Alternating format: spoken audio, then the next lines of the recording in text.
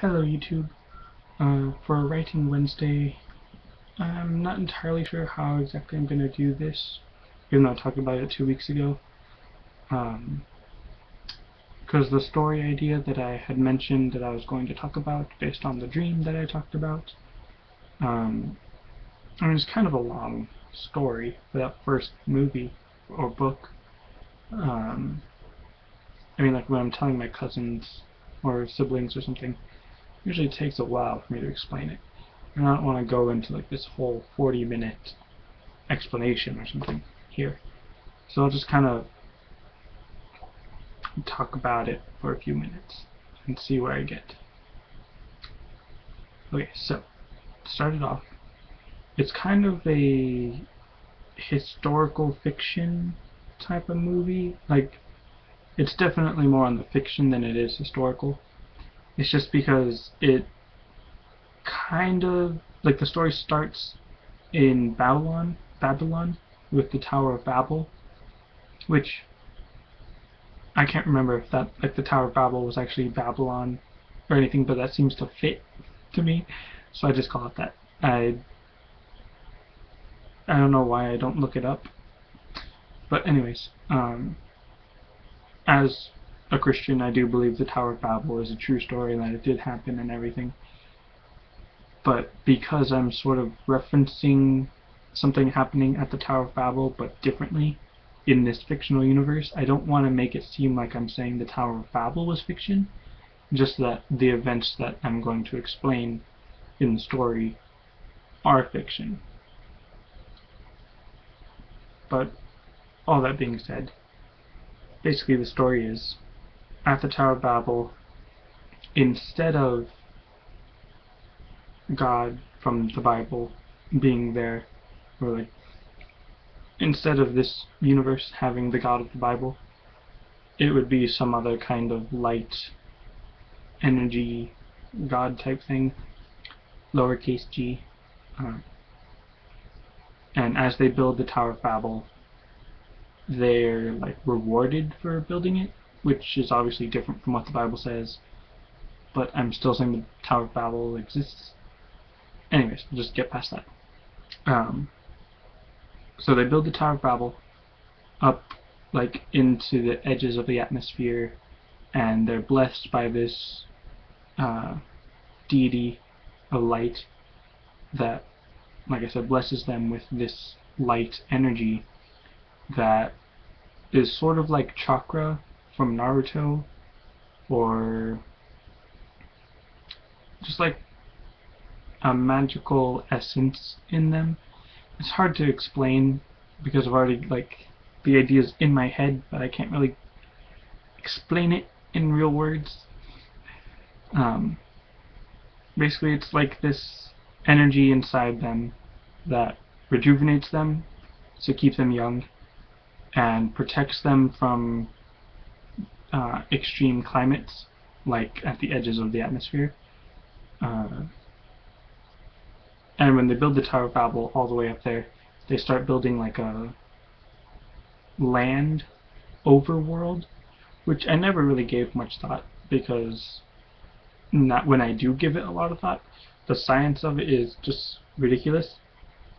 But basically what it is like an outer shell of the earth, like made of metal or some kind of electrical technology stuff.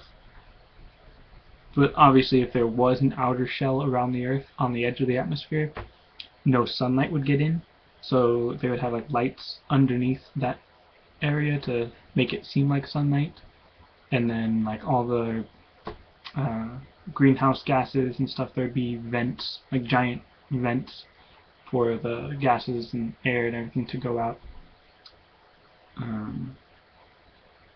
So I try not to dwell too much on the actual science of that, because if you remember, this story kind of came to me in a dream.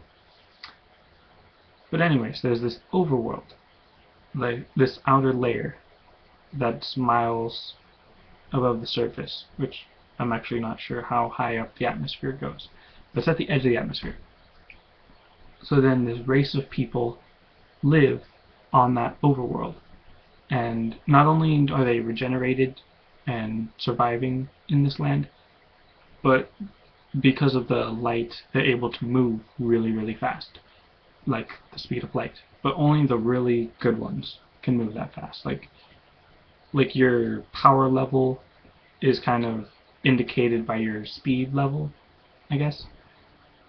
And similar, I guess, to chakra, they can use the light as like shooting out beams of energy and making weapons, and like I said, kind of like chakra, kind of. And still the backstory is, as these people grow and develop in the overworld, the people down at the base of the Tower of Babel start building their city, and everyone just stays together, like kind of how it is in the Tower of Babel, that no one's spreading out and branching away. Everyone's growing in this one city and making this one city huge.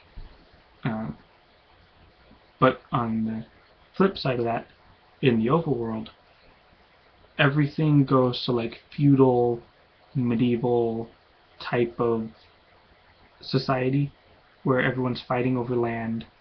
Like they have royal families and hierarchies and caste systems, I guess. And like I said, everyone's fighting over land.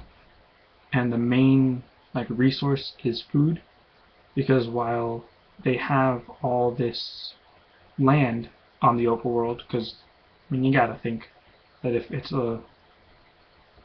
an area that's higher up from the Earth, it would be more surface area than the Earth. So it's kind of like they're living on a bigger planet. But because they move so fast, everything gets kind of crowded.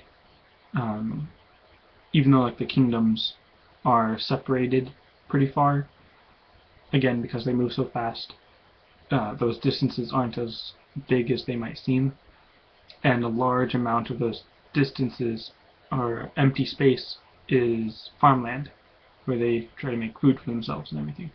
So the wars are constantly raging, pushing the boundaries between one land and another.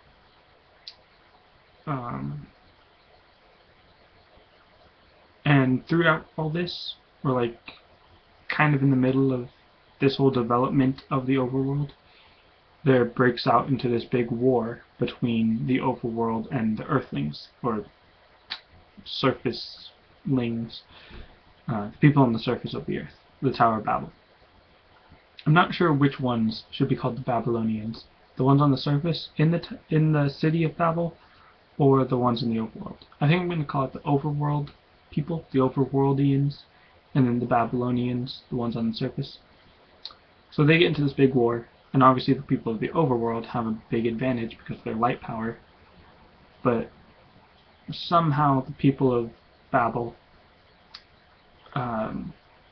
get technology, like really high-tech, like laser weapons and stuff based on the light energy that the people in the overworld have. And I should say that the people on the surface don't have the power of the light.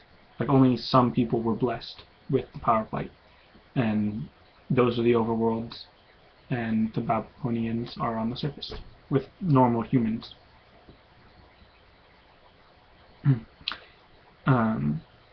So they get into this big war, and they kind of call a truce and agree that no one from the overworld comes down and no one on the surface goes up. And they destroy the Tower of Babel, basically destroying that one connection between the worlds. And then for thousands of years or whatever, everyone's fine and it's all peaceful between the two. Even though on the surface everything is peaceful. Tower of Babel, I mean the city of Babel, it's expanding and it's like a totally world peace for some reason, because everyone's working together and there's no distinctions or anything. And yet on the overworld everything is constantly in turmoil because everyone's fighting for land, assassins trying to eliminate rival royal families. And that is where the story starts off, with the princess who is about to turn 18 and become the queen, because in their kingdom, like, instead of just when the queen dies, the princess or next in line becomes queen, it's just whenever they get of age, and then like the queen is their counselor or something. So the princess is about to turn 18 and become the queen, but she is totally neglecting her royal duties and everything. So obviously that leads to some problems, and she's totally like head in the clouds, not paying attention to school and everything. And I'll talk more about all this later, because it's already 10 minutes, and that's kind of long. So I shall leave it at that. See ya.